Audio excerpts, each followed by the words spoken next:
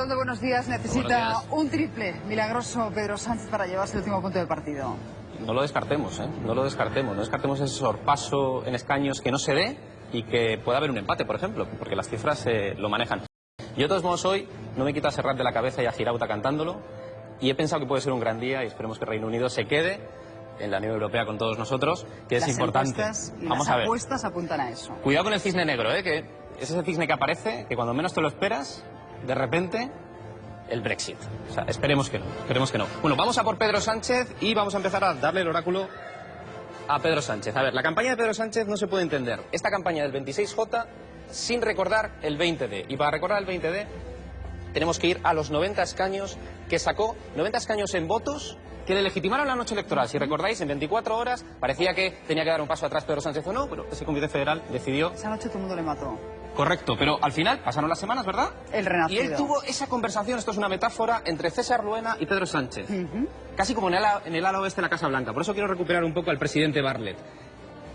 Esa conversación en la que le dice, oye, nos han dado una paliza, pero tenemos una estrategia, dejad que Sánchez sea Bartlett. Y empieza a soñar.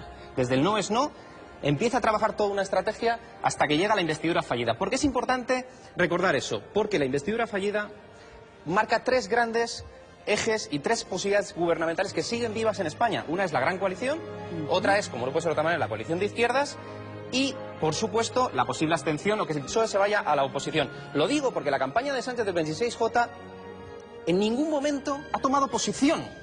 Y es muy ambigua. Claro, porque la pregunta de estas elecciones ha sido ¿quién pactará con quién? Sí. Y todos más o menos han tratado, incluso el propio Albert Rivera, como se empezaba a desmarcar esta semana, ¿verdad? Y vetaba incluso a Rajoy, jugaba con el veto. Él en ningún momento, quizás ha sido el error más técnico de la campaña, ha tomado posición. Vamos a repasar las posiciones que yo creo que son relevantes. Bueno, la primera, la gran coalición. Por supuesto, más de 200 diputados. Tiene un desgaste por el Partido Socialista.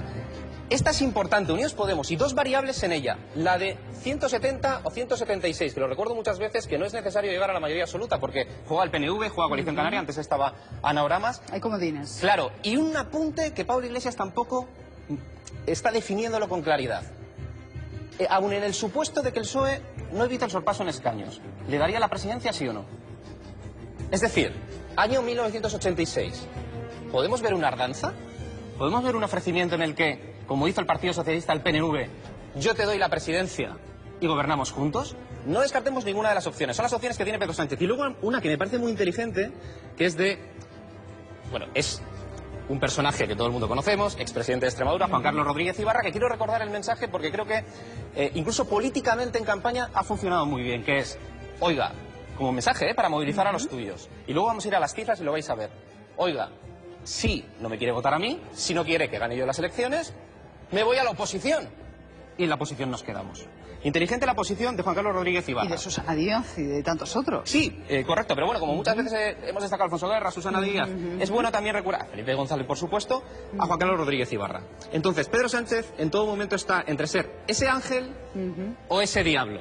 Pero tiene todas las opciones abiertas, con independencia del resultado, que es lo que quiero manifestar. Déjalo ahí, que enseguida veremos qué pasa con el resto de figuras de este War Room, de esta sala de guerra, y además pasaremos un ratito libre, que tampoco es fácil, con Pedro Sánchez. Estamos ahí hablando tanto de sus ratitos libres como de lo que hace su equipo de campaña. Lo vamos a conocer con Diego Revuelta y con Raúl.